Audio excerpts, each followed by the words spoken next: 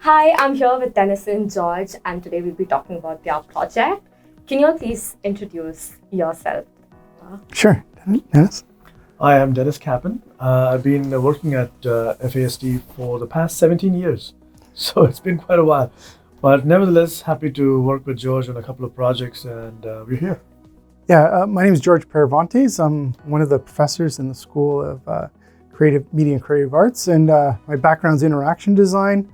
And I have a great timeline with Dennis, and we had this opportunity to do this project last year, and we're kind of excited to share this with you.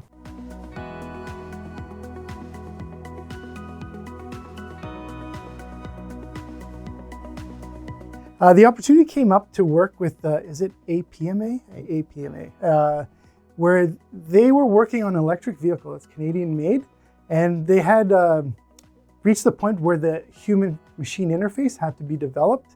And they had the unique challenge where they wanted to really explore this at a post-secondary level and flesh out some of the ideas to bring the students along in the concept of the vehicle. And we were super excited. It came to us last minute, and Dennis and I figured out how to work it into the curriculum. But we felt it was a really good creative project for the students to have their work incorporated in this electric vehicle. So we figured out the logistics of it and took it from there. It started in January 2020.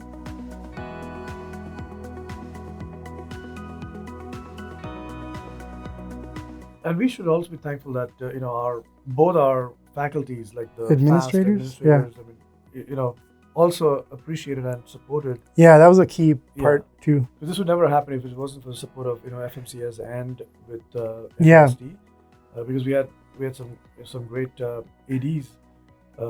Yeah. We have some great ADs also supporting us. Yeah, the logistics, they really help us a lot. It's not just us solving it, but we need the help of our administrators to help us build the resources around a collaborative project like this. Yeah.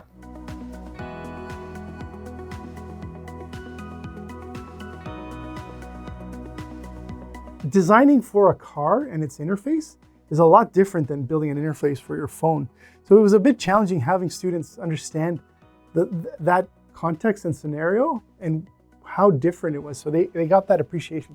It also rounds out their portfolio and skill set, right? Yeah, I think so. Because when you look at Vegas, for example, the CES is the launch pad for many, many new products and new gadgets and new technology. So when you look at that, when APMA came to us, it was like a Hail Mary situation. It's like help or, they had no other choice. Yeah, they were stuck.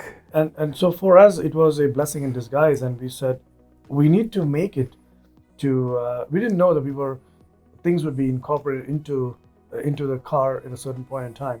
But we knew that the end game was to present the vehicle and present the entire HMI as if it was a fully functioning, working prototype at the CES. So for us, it was a bigger, task and a bigger accomplishment to get to, and that is why even for the students, it was a big ask and a big inspiration, because having your designs profiled or in a vehicle that is Canada's first, CEV or zero emission vehicle is a first for any student in that cohort. So for them, from a portfolio perspective, from a job perspective, to say that, okay, my design was showcased at CES is a big thing to. Yeah, and it also goes back to projects that are, what's the word we use when we bring in industry projects? A sponsor project. It's much more relevant for the student when they realize we're not making stuff up. We're working with a real company on a real problem to solve. So those projects are more visceral for the students to solve.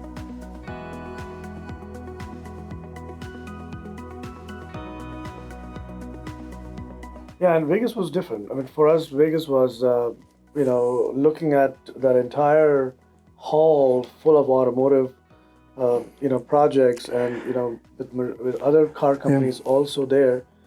We felt that, hey, we were also part of the limelight there, in the sense of being part of the Vegas experience. Yeah. So, as a way. So of course, there were at least 53 different companies that participated in making that project come to fruition.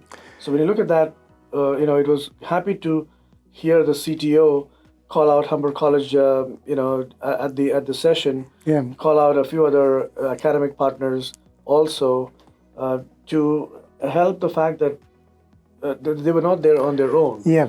Many hands made light work here to enable Yeah. this entire, this entire vehicle to be there present at that show. In a way, this project's a stepping stone, and it's not the end, it's the beginning.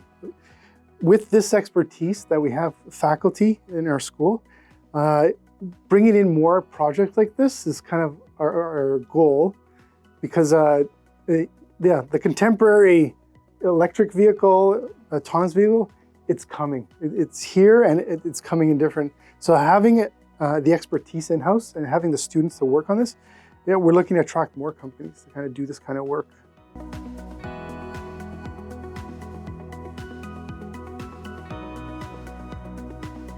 Because whatever we do at Humber is all because of students, right? Our students are our frontline,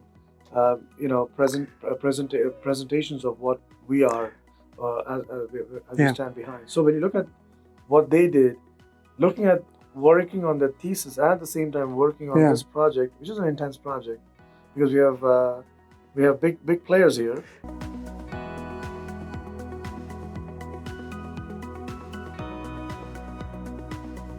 So what's next for the both of you? What are you all currently working on? Can you all share details? Yeah.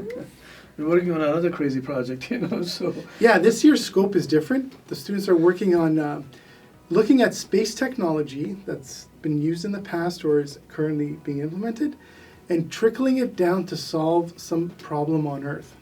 So thank you so much for talking to us today. Awesome. And we look forward to the new project that you all are working on and to know more about it later. Thank you, Thank Jensen. you. It's very generous. Thank you.